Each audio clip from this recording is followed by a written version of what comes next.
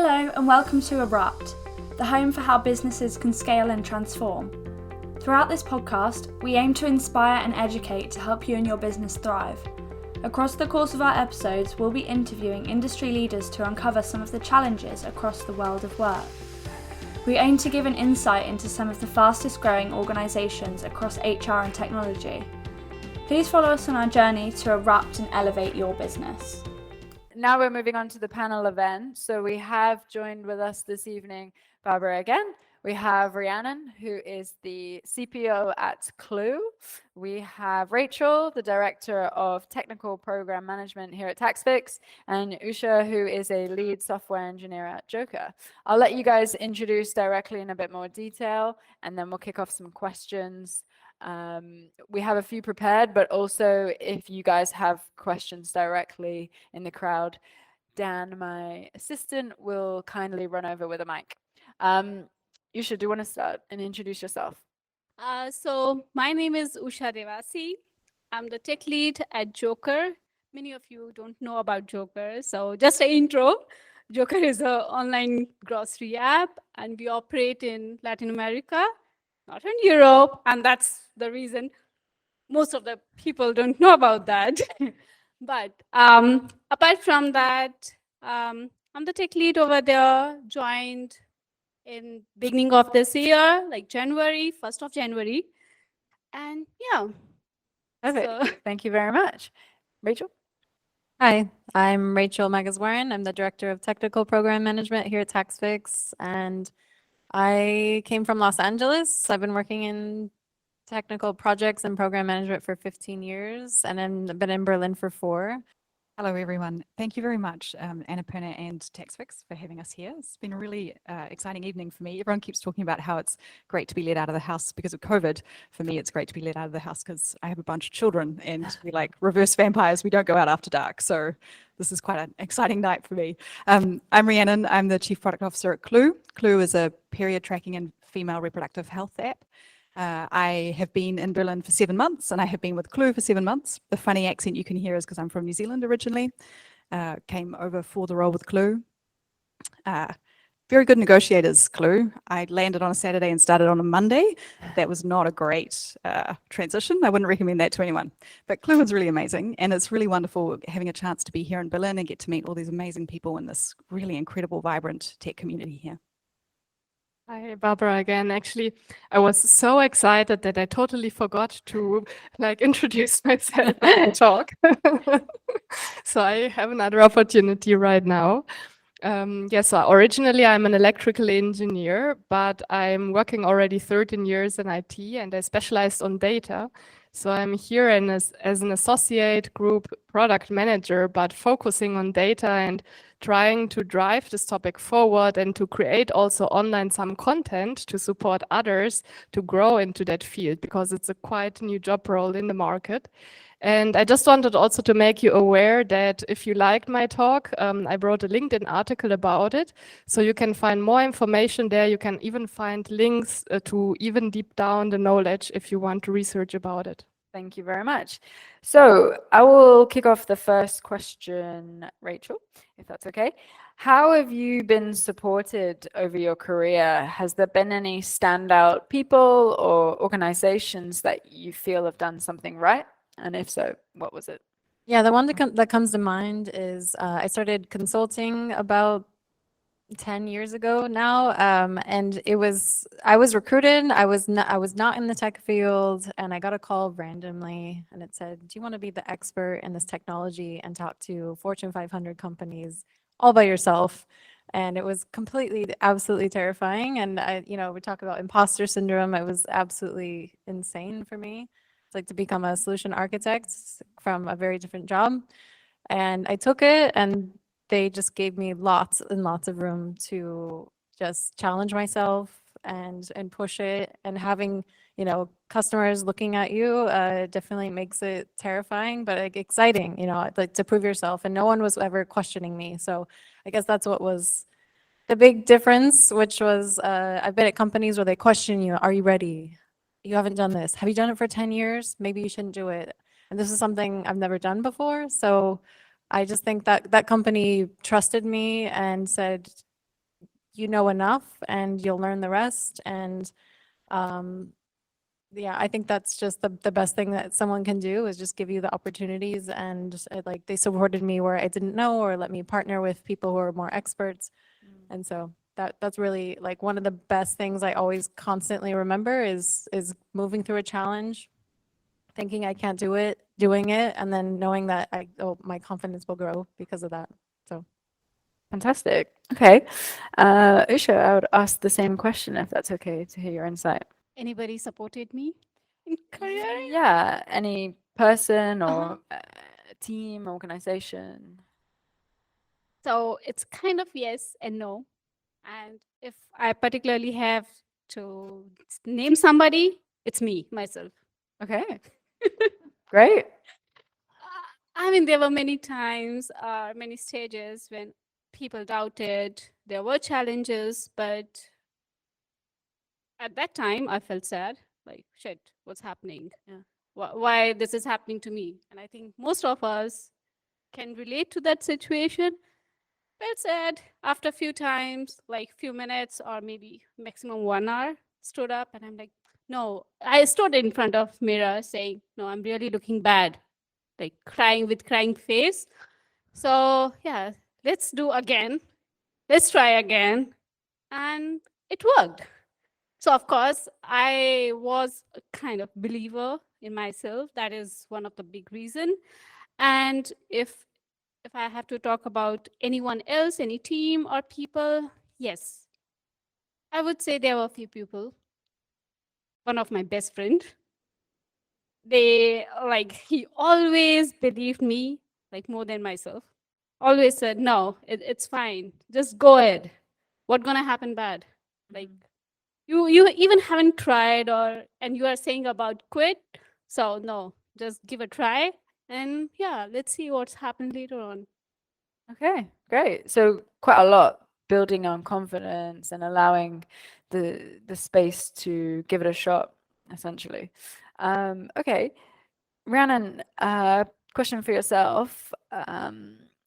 Does imposter syndrome fade away over your career as you become more senior, or does it continue to evolve?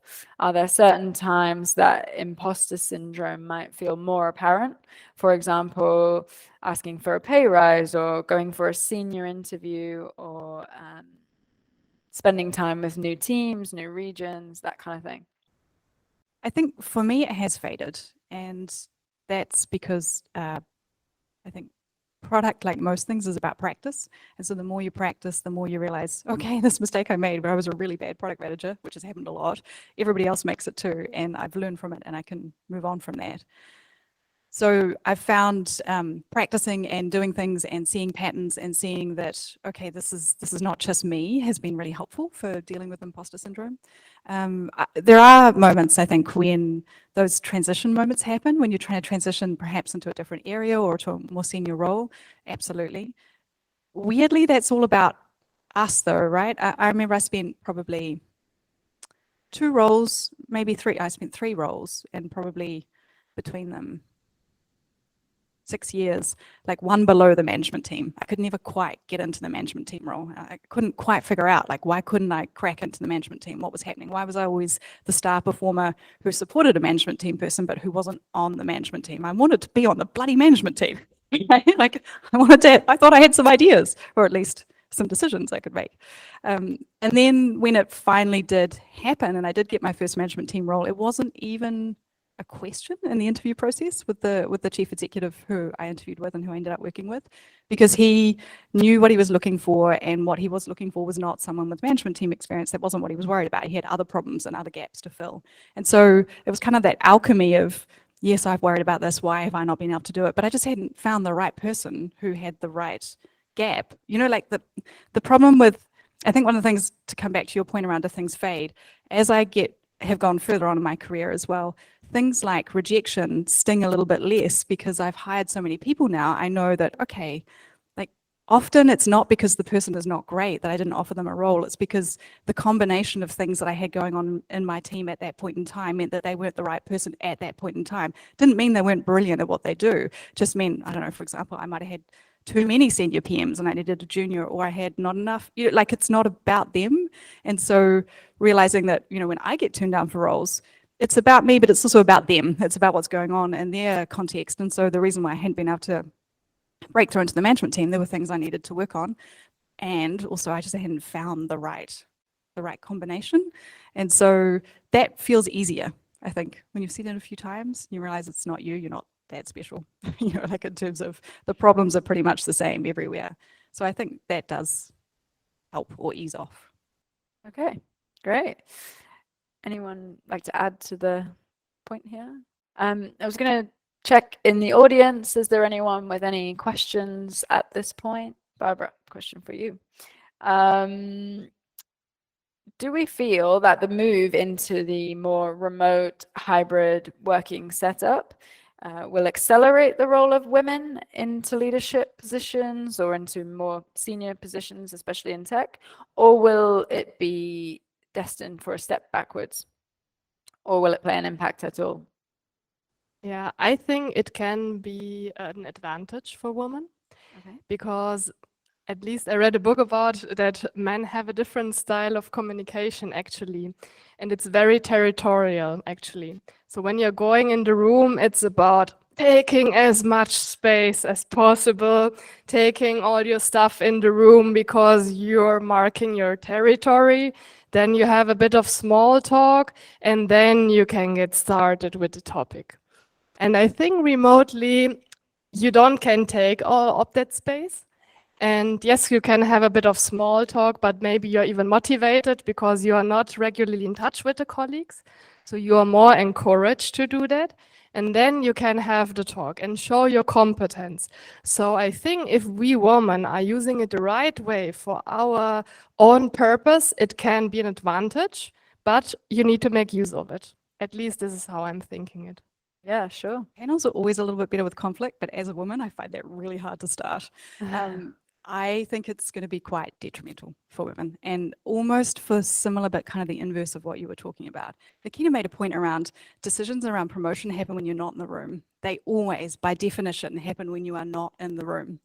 You have to be there at the clutch if you want to have impact and if you want to be promoted.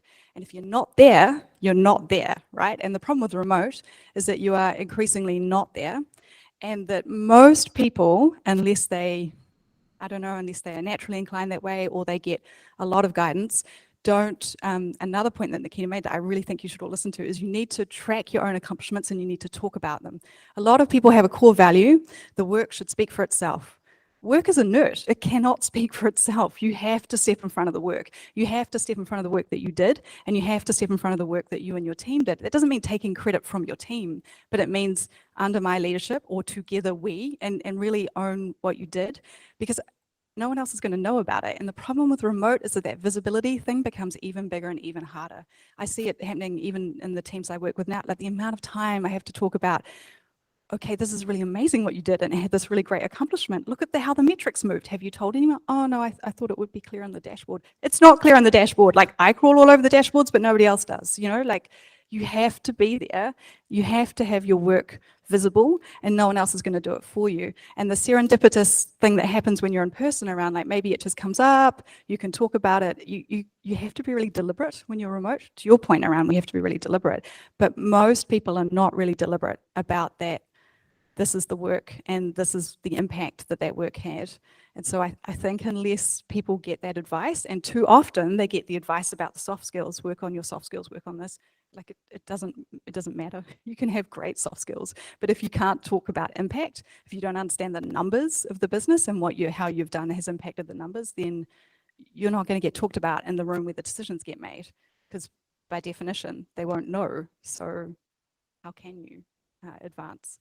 So I think it's really risky period right now for women or for people who basically don't have that natural socialization to take up the space and to talk about it. Thank you very much. Anything to add? Yeah, go for it. Kind of mixed thoughts.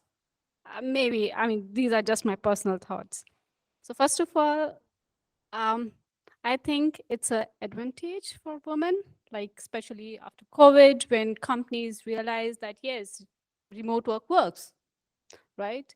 And if you see, specifically, if I talk about IT, you will see many women at the beginning level, but as this pyramid grows, the number of women participants get reduced. There are many reasons. For example, we have to take care of, like, this is kind of always expected. Women have to take care of home, kids, family, everyone, and then work also, because that's what you choose as a career. But because of this remote work, you get a lot of time. You can focus and create a balance between your career and your personal life. And for example, in my personal case, I would say it saves a lot of commute time, first of all. And when I say commute, it's not just commute, it also like getting up, get ready for the office, which includes everything. But for example, now I wake up at the same time as I used to, but then I utilize that morning 1 or 1.5 hour for my learnings, for learn more, because of course I get morning time, then office time, of course, is office time, but then in the evening I get sufficient time to spend with my family. So this way I create a balance. And on the other side, I also agree that yes, your presence is required, but for that, it's not mandatory that you need to go to office every day. You can just go once in a while. And it also helpful to have a human touch, because we all need that kind of support, that vibe that yes, we are not robot or not just talking to the machines, right? So I personally feel yes, it's gonna give a advantage for women's, because now you don't just have to think that you have to take care of your family, but at the same time, you can think about your career also, where many women leave their job just because of this reason. Sure, no, really good points there. Rachel, anything to add to this one? Yeah, I think I was gonna say the same thing as Usha. So yeah, because I'm a mom, and if I was offered a director position prior, like going back to LA, I had a 1.5 hour commute to the office and back, so 3 hours plus getting ready and everything. It's basically all day. And if I was offered a director position on top of that, I would just absolutely say no. Like that's not an option, because I would just have no life with a family. It just like it personally, I think it would be so difficult to try to balance it all. Sounds absolutely impossible. And when I was offered this position with a flexible, remote and, hybrid situation, like, yeah, that's definitely possible. I think things are more flexible and understanding now, just personally, without the commute, without the expectation to be in the office even more than 8 hours a day, just with this kind of position, I think it's more possible. So I think it's just personally, yeah, like we're expected to do everything. So it's not in every case, but like, yeah, there's more than just work and all these extra opportunities that you can have because of that, just for flexibility, I think. Yeah. It opens it up. So Sure, I think the flexibility element is a big piece of it, right? And I guess it depends on personal circumstances. If you have a family, if you potentially have children at home, if you live far away from the office and it requires a big commute. Also, I guess it depends on where you are on your career. If you're just starting out, you may need to, have that visibility with senior people more, as Rhiannon spoke about. But then perhaps once you've proven yourself, maybe you can be at home more and focus on what you need to get done and things like that. So yeah, I think we have one question in the audience. Hello. Jenny, I'm also a leader in tech, and actually for this topic, a very important aspect is, I think, for a company, if it's fully hybrid, fully remote, or fully in the office, I think then it's pretty easy, because every employee has the same circumstances. I think what's pretty new to the companies and to many companies in Germany or in general after the pandemic is this hybrid situation. As there we have also the leaders has to be aware of the biases that they probably have or will have when we have a situation where we're coming back to the office and you see probably half of the team is attending every day, or probably not, but every company I think has different circumstances here, and that probably there are some leaders who actually think, okay, only because I'm seeing these kind of team members here in my office, I would highly promote because there are psychological things going on, and actually there's even a word for it now for this hybrid phase, when how the leaders are like thinking about it, the attendance, and I actually forgot the word.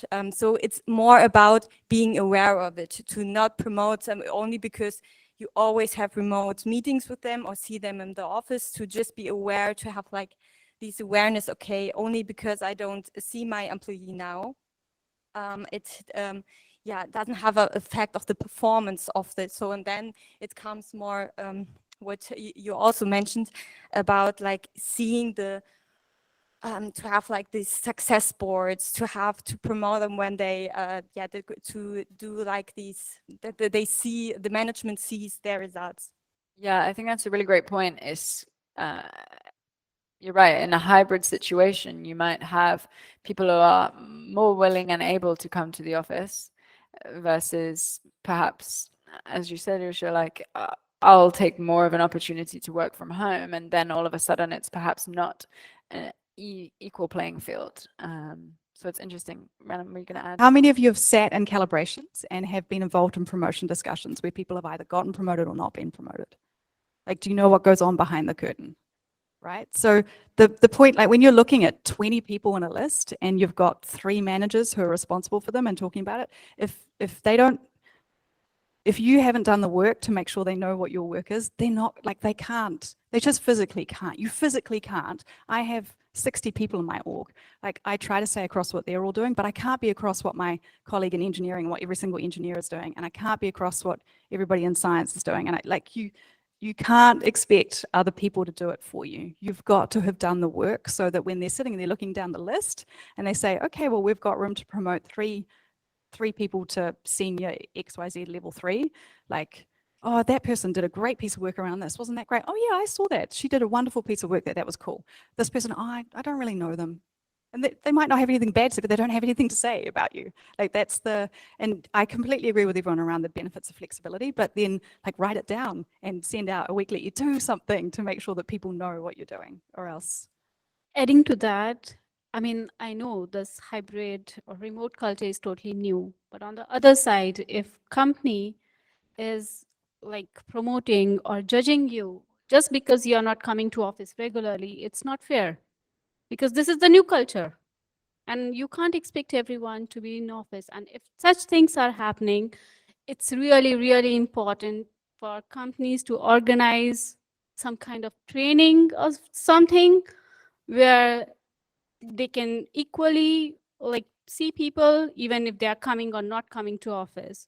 I know this is a bit hard. This is just a start. And of course, unconsciousness biasness comes, as what Rhiannon said, that of course, if somebody is coming to you, you are seeing that face regularly versus the people who, like the person who is not coming to office, to whom you're going to prefer. Of course, the one whom you are seeing. But then it's a new culture. We have to get adapted accordingly and be aware of that. We don't give such biased like chances. It should be fair game to everyone, because people can be in different places around the corner. I would like to give or bring in another aspect here also from my own experience, because when I was in an environment also where I was there in the company pre-COVID times, I was overseen at the beginning because I was shy, I was not loud, I was not showing what I was doing. So I think just being in the office is no reason for you to get promoted, to show yourself. But it's what you said, it's about really being loud, show your work, show what you're doing, what kind of impact you have. And at the moment, I'm mainly working remotely. So actually at 9, I really need to leave to take the train back home to Hamburg. And I'm mainly working in a remote setup. And I have the feeling here that now with the growing confidence and taking the responsibility to show the impact that I have, that it's not something negative to work remotely. So it's also working in a remote setup, but you need to take this extra mile. You need to take this effort. You have a question in the back. But I feel like that was a really good kind of wrap up. I think that regardless of if you're working from home or you're in an office setting, I think it would be great for all of the individuals here to hear more about productive ways that we can be loud or really show ourselves, regardless of location. As I wrapped it up, I think it's also about taking ownership and responsibility. So whenever there is something that you can do, organize a meeting, organize something, speak up, maybe you have exchange formats where you can present the work that you have done, for example, or preparing, like Rhiannon said, a list to your manager and just show them, look, I'm doing this and this, or you're introducing a success board maybe in together with your colleagues, and you're also celebrating the successes that you have, which also enables not only you, but also your colleagues to show what you accomplished. So there are different ways. But as said, you need to take this extra mile. So you need to really step out and think, how can I show myself? What can I do to be active to show my work? And of course, also what does the company offer? And feel courageous to introduce also new offers, for example, like form an interest group, for example. Select colleagues that want to participate there and say, look, like I'm having an impact. I'm bringing people together, actually. I'm leading that group. I have leadership capabilities. Even in your regular job, maybe you don't get a chance. Grab it and do it. Yeah, I agree with a lot of what Barbara just said. Also, there are some very specific, I used to and still do things like I will send a note, depending on, like in our company, we use 15.5, so I use 15.5 to do it now, or back in the old days, I used to use email. I would send a note to my manager or someone else's manager saying, hey, this is what this person in my team did. Isn't this great? And like call out. Like as a manager, you can help your team step in front of the work. Like you can make sure that they're seen doing that. And so you can call that out and send that note to their manager or to your manager or both, if it's someone else on another team, and praise that, and that helps them step in front of the work. I worked for with an amazing manager when I was at the BBC, who I remember she was very thoughtful about this too, and her saying, you need to send the email about this. I'm not going to send it, you do it. So then think as well with your team, like where you see an opportunity, say, you need to send the wrap up on this one so that they get into that habit. Because people, this is not instinctive. For most of us, we are trained not to step in front of the work. We're trained to step behind the team. And so it takes a bit of effort. So you can encourage your team members. And then if it feels really uncomfortable doing it for yourself, like you're helping them, and then it'll reflect. It'll also reflect as a nice circular thing about the team and about the leadership there. I also make a very deliberate list when I'm at the end of the week, when I do my 15.5 to the CEO. There's a mantra that Susan Colantuomo has around numbers up, people down. So that when you're talking up, always lead with numbers. And when you're talking down the stack, lead with people. So I always lead with the numbers around, this is how we're performing this week, this is what it's looking like. And then I make sure that I call out something that someone in my team, probably at least 2 or 3 of my DRs have done that week that's impressive or that has hit the numbers.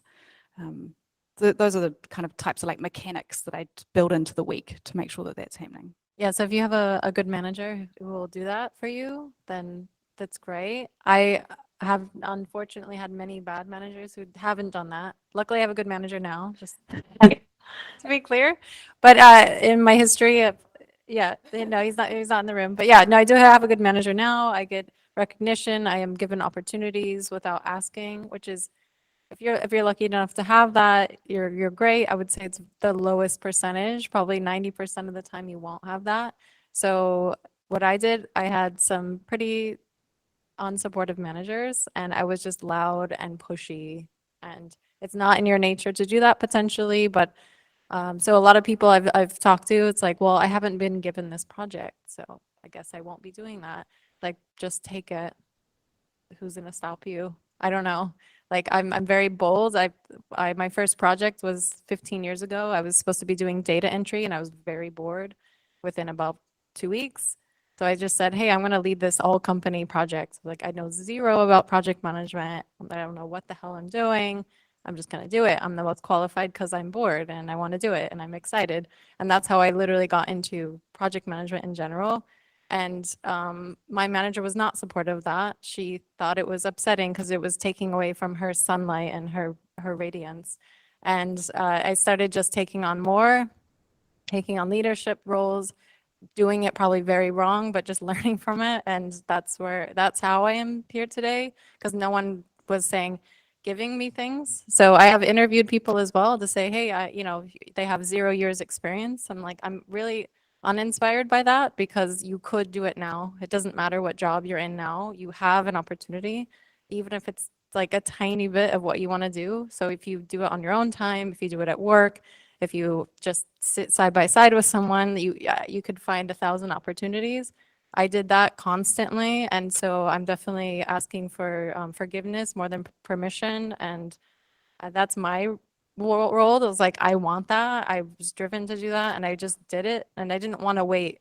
I'm very impatient. I don't want to wait. Like, people were telling me, okay, just maybe in the next 5 years, you can maybe doing that. Like, no, I'm good. Like, I'm bored and I'm excited to do this.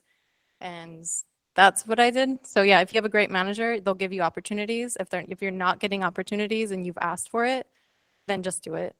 Like it. Yeah. Maybe you were just being assertive, not pushy. Oh yeah, I was definitely called all the B words for that. I just want to be clear, bossy and bitch, and not in a good way, back then. And at first I was like, oh no, I was hurt.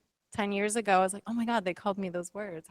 And it made me want to not be assertive. And I realized they're just trying to bring me down, and I'm just going to be bossy and get my way, and that's okay. I didn't think I was being that way, but I was definitely given lots and lots of unsupportive feedback that Nikita talked about. And at first I thought it was like, it damaged me. I felt the wounds. And then eventually I realized, like, who cares? They're just being biased against me, and I'm going to do it anyway. So Amazing. yeah, Great. hopefully that's helpful. Yeah. Marissa, question here? And then we'll go to the back. In a lot of cases where we have conversations about women in tech and our career topic, for example, I feel like we have a lot of discussions about how we as women can change our behavior to be more prominent in the workplace. So adding to this conversation about remote work and how this has sort of leveled the playing field, are there any other policy changes, support structures, or any other things that you can think of that companies can be doing to create a more even and level playing field for the women in their organization? One thing that I notice is to have the acceptance or also the allowance to create extra formats to really show yourself. So for example, in our group, we have coffee chat, like random people within the data org, they get put together and they have the allowance to just spend 15, 30 minutes together to just have a chat, to talk about random things. Or we have formats where we can present our work, for example, or where we can collaboratively in a group work on certain topics and show that. I think, and I'm very proud of and seeing smiling my colleagues in the back, I think that we are offering really great opportunities. And I also think that other companies can learn from that. So really create the free room to create these opportunities, but also as a company, try to think about what kind of formats can you implement to give others a stage. And also as a manager, I just wanted to previously add, also think what kind of tasks can your employees do to step up? Where do they have the chance to take ownership? Where can they do great things that brings them to the next level? Think also proactively. Talking to the other managers is one thing, but also see what can you do to support them even further. Great. Oh, Usha, anything to add? Yeah, one more thing. I would say that having some women groups within the company, Sure. here I doesn't mean that differentiate again by creating another group. No, it's more of, it should be more about where one woman feels safe with other women's, and most of the time we have this feeling, oh, maybe this is like, I don't know how to handle this situation or that, or it's just me who is facing this kind of situation. But when you talk with other women, then you will come to know that you are not the only one. There are many more like you, and from that kind of group you can also get like, okay, how that person handled. So yeah, these kind of groups really help. So Great. I think, Nikita, you have a question? No, I just had a quick tip as well. Just another stat I found as I was researching this was that women, especially women of color, have almost, I think, don't quote me, half the access as their men colleagues do to exec leadership and people in the leadership team. So I think what I found is, send that Slack message to the CPO, or if they have office hours, go attend it and just ask questions. Ask them about their life. People love talking about their life. Build those connections, especially, as I mentioned, like the horizontal organizational awareness. Instead of that, in addition to that, rather build it up as well. Thank you very much. I believe we have a couple of questions in the back. So we talked a lot about ways to get promoted and stuff like this. I'm interested to get a bit more tips for everyday life. So something we do on an everyday basis, and not from a manager perspective, if you also have something to share. So for instance, what were your, I think everyone had this experience as a female in tech, where you were in a highly male-dominated environment, and sometimes the language is not as inclusive as you would like it to be, and so on and so on. How do you deal with this? Maybe you had some strategies to actually completely fix it. Not sure if it's possible, but maybe. And the second question here, I think all of this improves if you get more and more women to be at your company. So do you have any strategies for recruiting more female that you could share? Great, thank you. So the first question, yeah, how do you deal with this on a kind of day-to-day basis? So yeah, day-to-day fun times where I'm the one woman in a sea of men. Yeah, very much. I've been in that position a lot. And someone was asking me the other day, like, was it more sexist in the US? I never thought of it, but I think it was. And I never thought of it until recently versus Berlin. So maybe, I don't know if Me Too changed things or what, something's different, but 10 years ago in the US, yeah, it would be constant annoying jokes that were just constantly, I would just have to call them out. So I don't know. My answer to everything is be loud. I don't know if you should take my advice, but if there's something inappropriate, say it's inappropriate in front of everyone. Say that was inappropriate, that wasn't right. That's not funny. I would just be the one standing up and saying that constantly, but be loud and call them out, and it's embarrassing, and they stop doing it, and get other men to do that as well. So get people to, tell them, hey, when they were saying that, they may be really uncomfortable and it sounds like a joke, but when they're questioning me, and they're laughing about it, that makes me feel less confident, and I'd like your help to do that, or support me in that. I just make it a bigger issue, because people take it off as a joke, and then hey, why don't you relax about it, or whatever. Those comments, over time, people don't realize it starts to make you not want to speak up and all that. So I don't know, speak up and get your manager involved, and don't think that it's ask around, see if other people are uncomfortable with that. And sometimes, a lot of the time, people are.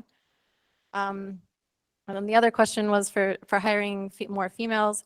I was just doing this recently, so I was hiring for 2 roles, and I was having the lovely recruiters, but they were giving me 100% male candidates, 100%. So I went ahead, because it's easier, the ones that they apply with less experience. Some were applying with 0 experience. I noticed men are very confident, very, very confident.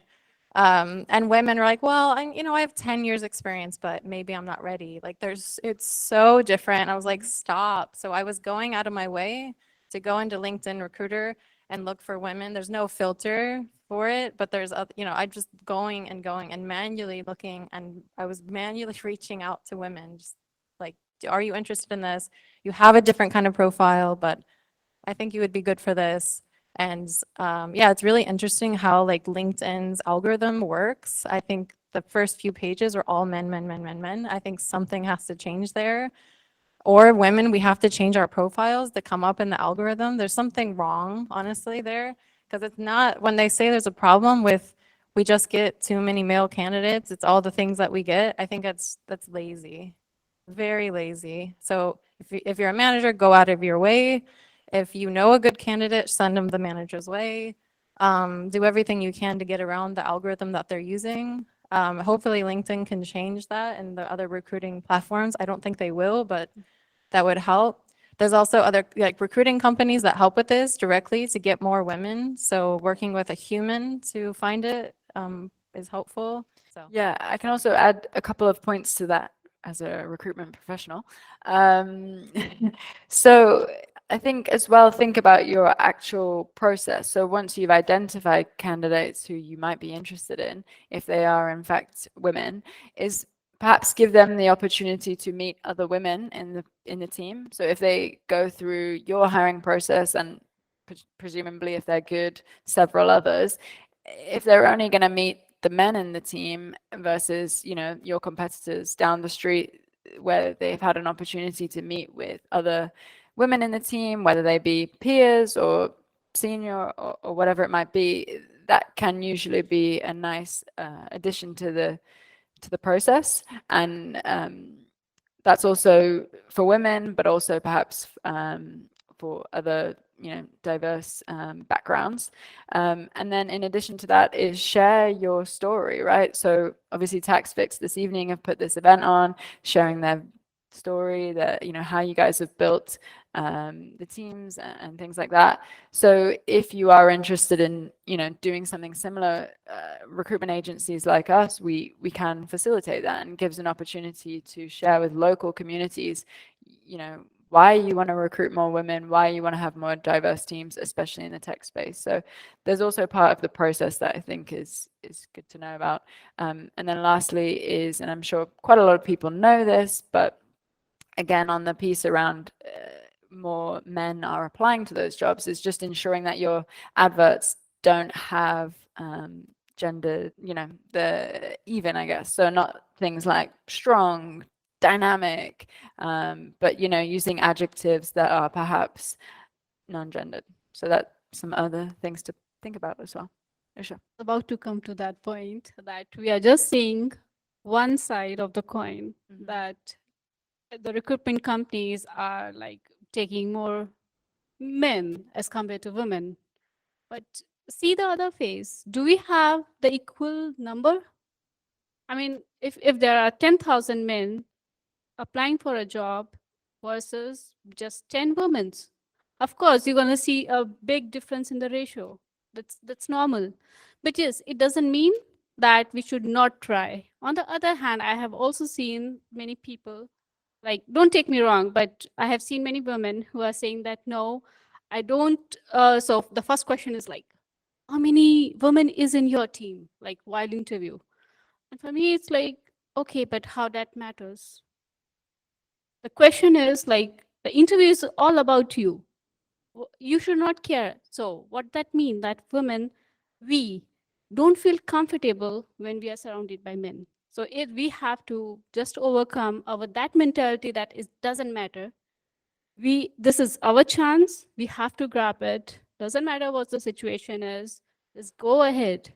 And of course, we're gonna see this number difference now. But if we don't shout out loud or don't fight for that, this number will probably decrease. So today we have to fight for it. Then only our next generation will see that, okay, at least the number is going towards positive direction. So Great points.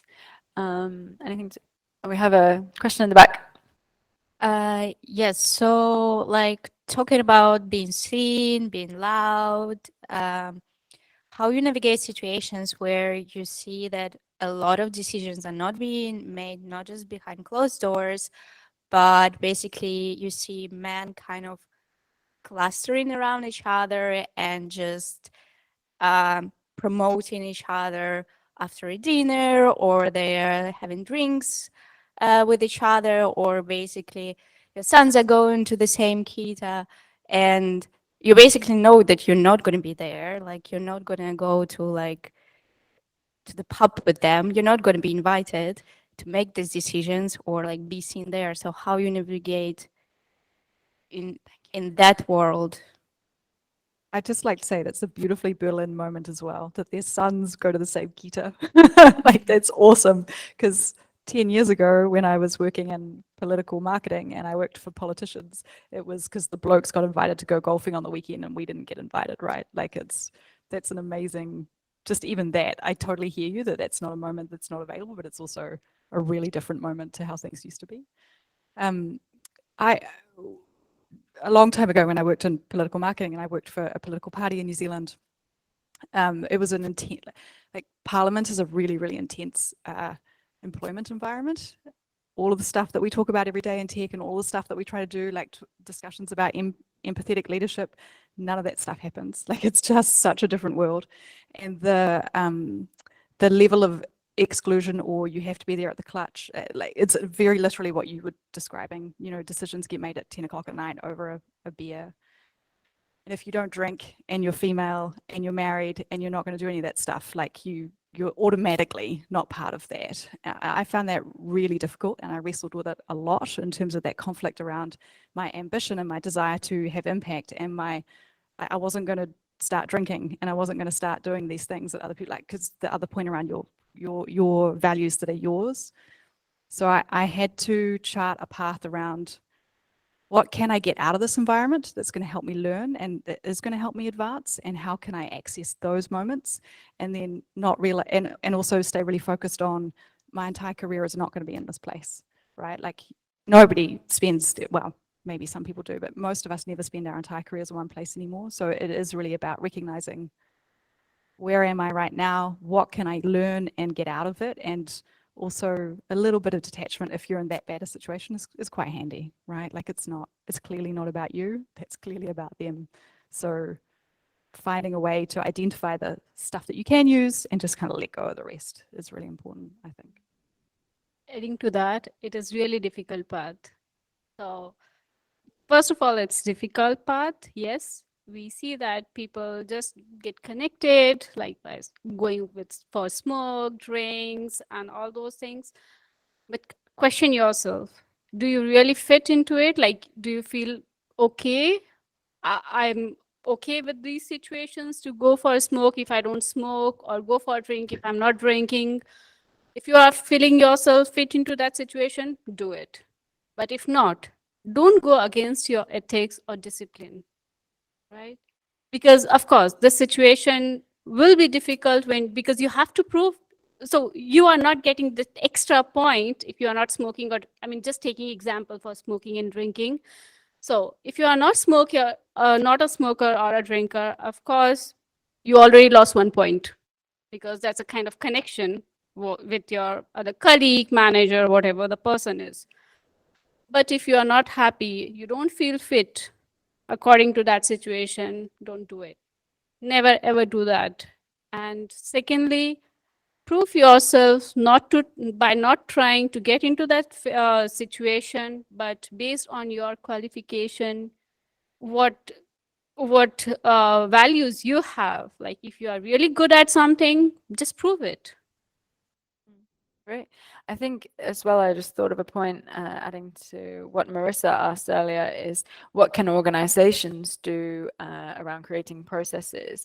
I think depending obviously on the size of the organization, is there room for people at the top level who are sponsors or championing to encourage the C-level or, directors, VPs to ensure that they are creating more inclusive opportunities to speak? And if you don't play golf and you don't, love football or drinking or rugby, whatever it might be, how am I going to go and connect with the young women in the team? Is it something more gender neutral? Is it actually finding out what they're interested in and discussing that? Yeah, that's a really good point. We try really hard on our management team to think about that in terms of, not everyone wants to do evening events, not everyone wants to do morning events, not everyone wants to be in the office. Like, how do we create a selection of, so we try to do, last week we had a bingo night. Apparently that's a thing. People enjoyed that, but there are plenty of people who can't come in for it and who don't want to do the evening thing, right? So on Thursdays we have a breakfast so that people can have breakfast together. Like there's no alcohol involved in that. It's much more low key. And then we have our all hands after that so that you can have time together if you want, or we try to create it hasn't always been as successful, but try to create online events if people want to do something together online or just hang out, like I do think as a management team, you do need to think about how you can create those social events that don't revolve around after hours and or alcohol. Even though actually then also acknowledging, as my colleague who runs engineering reminds me, that there are also people in the team who want that, right? Yep. And who want that opportunity. So actually it is about just trying to have a balance. I think we have time for a couple more. Rachel, I'm going to ask a bit of a general one. What do you think really holds women back? Yeah, I think honestly, after doing these, like I said, I was hiring for 2 positions, and I really figured out sometimes we hold ourselves back. We are less, the women I was interviewing, the women I was talking to were just a lot less confident in their abilities. They were told to we're all told over time to, be less proud of it or less showy about it. And the men, I literally talk to men who have no experience and it's like, yeah, I can take that role. I'm like, it says 7 years experience that I'm expecting. Like, yeah, I'm good. I'm like, I wish we all had the confidence of the man with 0 experience to do this role, right? Like, what if we all had that in our gut, just like, I'm going to take on this challenge with no experience and just run blazing in and just have that confidence. I think we could do that. I've never seen, being on this side now, hiring for that, I realize what the big differences are. They fight for more money always. They're way more overconfident over the less experience. It's like, why can't we do that? I don't know. So I realize like maybe we're holding ourselves back. The women are more passive. This is all generalizations, of course, but sometimes it's holding us back. Of course, our managers are holding us back as well, though. Like if they're not giving us opportunities. It's not only it shouldn't be only on you to do it, but unfortunately it is a lot. But if your managers, of course, are holding you back, the stats like we saw are against us. So it's really depressing to see the stats. I've even seen the stats on like basic stuff, like women get, I think, I don't know, don't quote me as well, but like Google was looking at all their PRs, all their pull requests, and women and people of color were getting 3 times as many comments. So what if you're getting that pushback constantly and the white men are not? Like just your daily life on the tiny micro level is a little different. So there's a lot of things against you as well. So. Yeah, Rhiannon. Sorry, I feel like I have been quite vocal this time, but but connected to that, I think it's really hard when we do have that kind of general pushback to feel confident. And I think the lever to feeling confident is numbers. So if you know the numbers of the business and you know how your business operates and what really matters in your business, like I would go so far as to say, particularly if you're in a product role, you need to fall in love with the P&L and you need to understand the P&L. And if you don't understand the P&L, you won't be on the management team ever. Like that's just to be really harsh, like figure out how to read a P&L. But not everyone has access to the P&L all the time, right? So understand the numbers that move the business and understand the data that you do have access to, because then it's not like, okay, maybe you can just prove it. You don't have to then rely on like, am I being confident? You can just say, so there's an amazing PM on my team who is super unconfident, doesn't back herself. Her instincts are great, but she is always questioning herself. She did a whole bunch of small experiments that we just started seeing results coming through today. On this particular product, the conversion has increased from 2.2% before she started to 5.6%. That is a huge stonking increase in conversion, right? Like she doesn't need to be more confident. She just needs to turn up and send to me like she did today. Hey, we've increased conversion from 2.2% to 5.6%. Okay, you know what you're doing. Like she doesn't need to be confident. She just needs to use the data. And if you know the numbers and you know the data, and if you find the way to link what you're doing to some kind of data, then you will be able to advance and you'll be able to have that confidence to talk about what you're doing.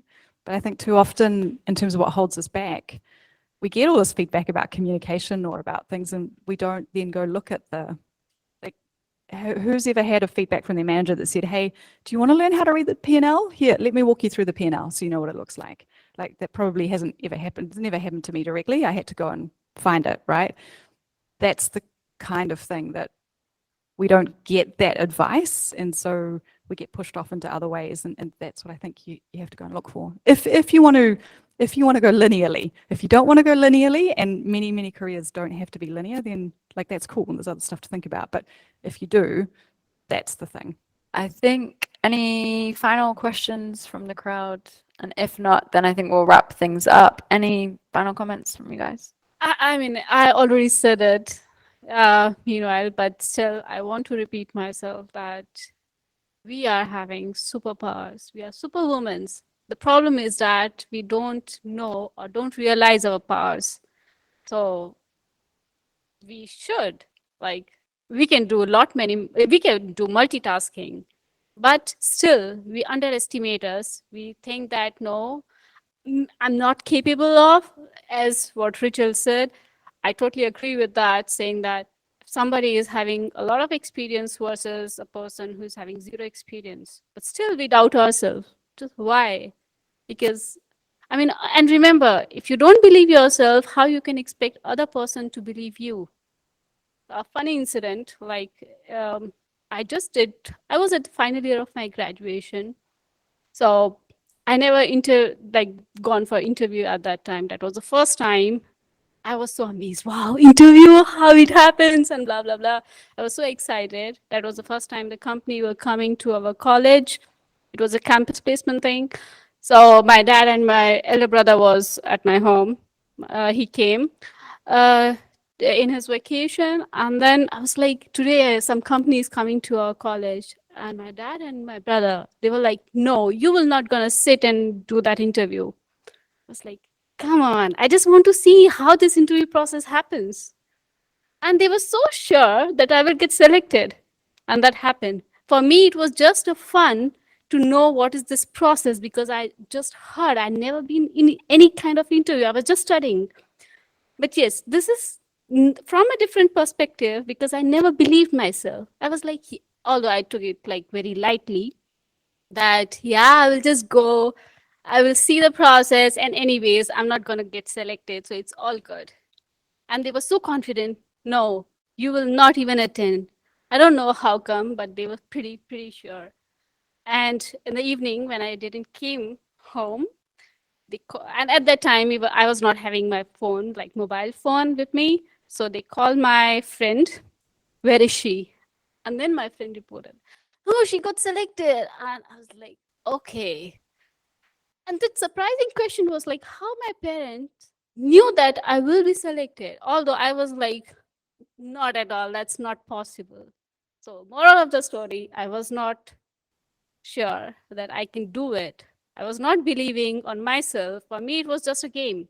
But now if I see, like, if we go in the tougher side, yes, we still don't believe what we have. We can do a lot of things, which probably, I mean, we should not specifically say men, but yes, we are much more having empathy, having talent, and yeah, so why not to use it? Just see your inner strength, see your power.